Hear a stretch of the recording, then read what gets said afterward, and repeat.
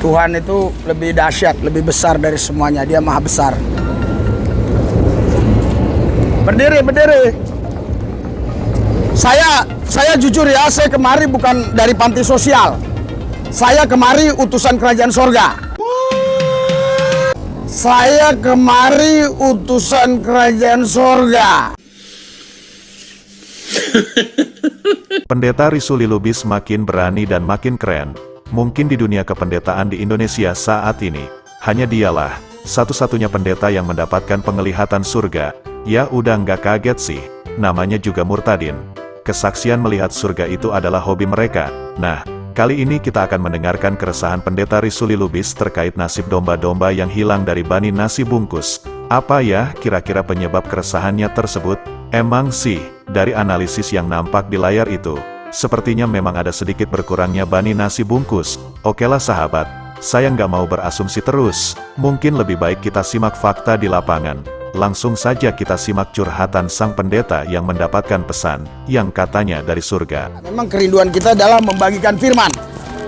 Ya, tetapi bentuk kasih kita kepada mereka-mereka yang sudah mendengar firman, karena mungkin capek, lelah, daripada dia cari makan lagi, ya kita kasih makan. Tapi tujuannya adalah kita menyampaikan firman.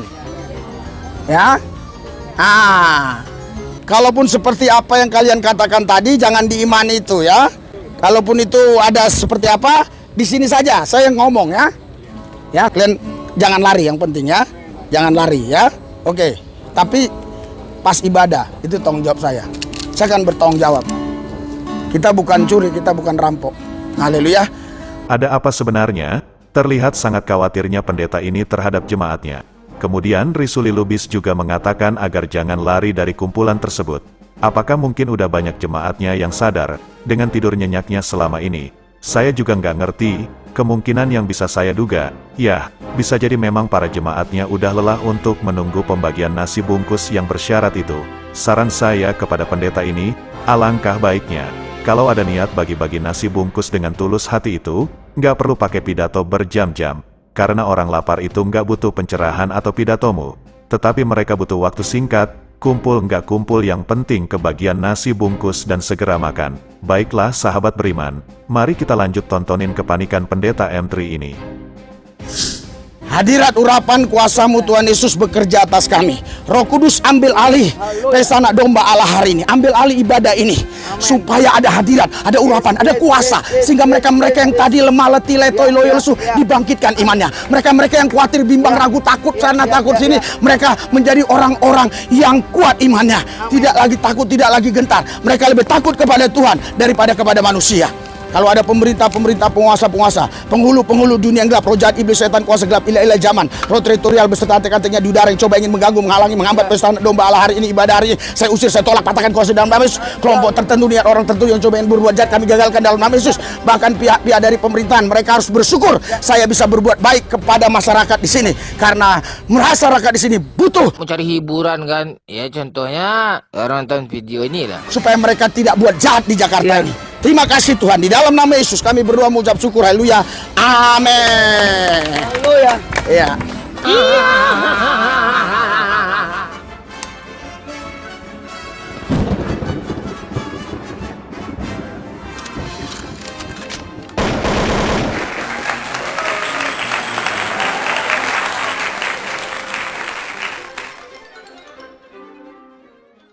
Nah, doa pendeta Risuli Lubis inilah yang akhirnya membuat jemaat lelah. Dikatakan dalam doa tersebut, bahkan pihak-pihak dari pemerintahan mereka harus bersyukur saya bisa berbuat baik kepada masyarakat di sini, karena masyarakat di sini butuh mereka kebenaran firman. Bohong. Sebenarnya mereka bukan butuh itu, tetapi segera bagi saja nasi bungkusnya. Saya berani jamin, jika pembagian nasi bungkus itu dipercepat, pasti nggak akan mengalami berkurangnya jumlah jemaat.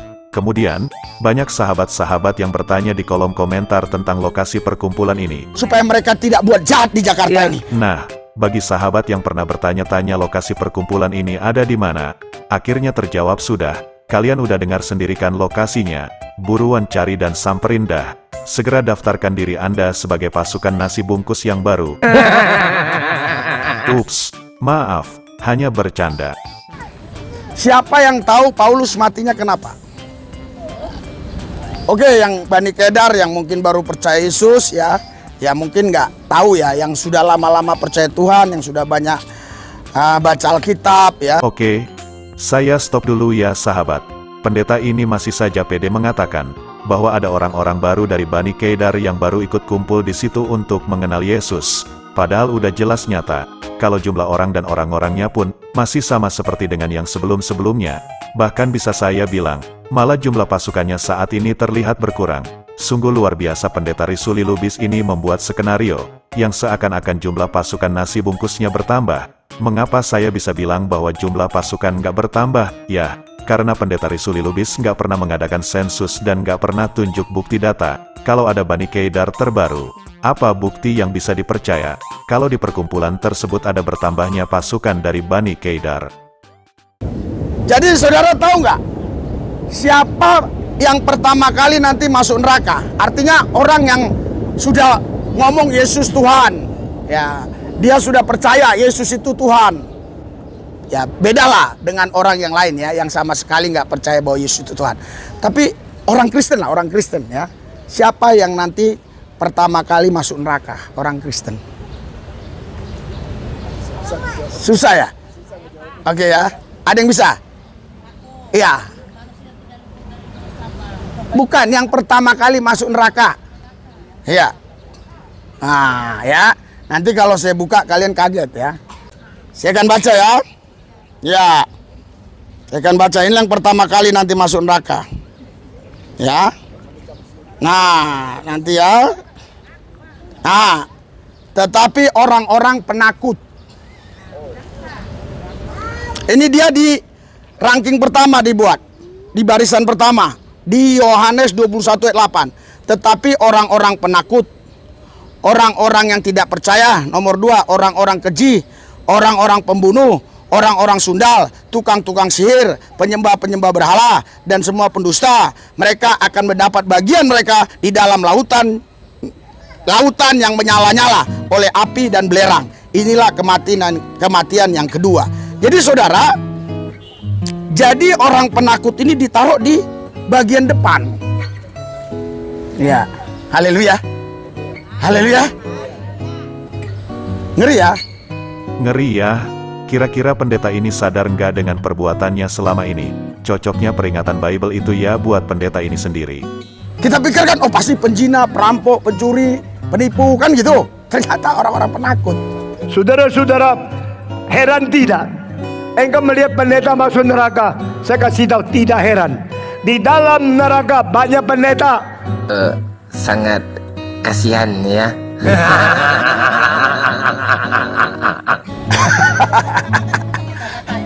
Haleluya. Kalian masih takut? Saudara-saudara, heran tidak? Engkau melihat pendeta masuk neraka? Saya kasih tahu, tidak heran. Di dalam neraka banyak pendeta. Benar-benar ngeri gegen pressing MU ya. Saudara-saudara, heran tidak? Engkau melihat pendeta masuk neraka? Saya kasih tahu, tidak heran. Di dalam neraka banyak pendeta. Pendeta yang palsu. Aduh, hati tersiksa tapi mulut ketawa juga kan. Baiklah sahabat, saya cukupkan videonya sampai di sini. Jangan lupa subscribe bagi kalian yang baru tahu channel ini. Kemudian like and share ke seluruh mancanegara, supaya lebih banyak lagi orang yang mendapatkan edukasi dan hiburan secara gratis. Ingat ya sahabat, jangan sampai murtad. Saya pamit undur diri. Allahu a'lam bishawab. Assalamualaikum.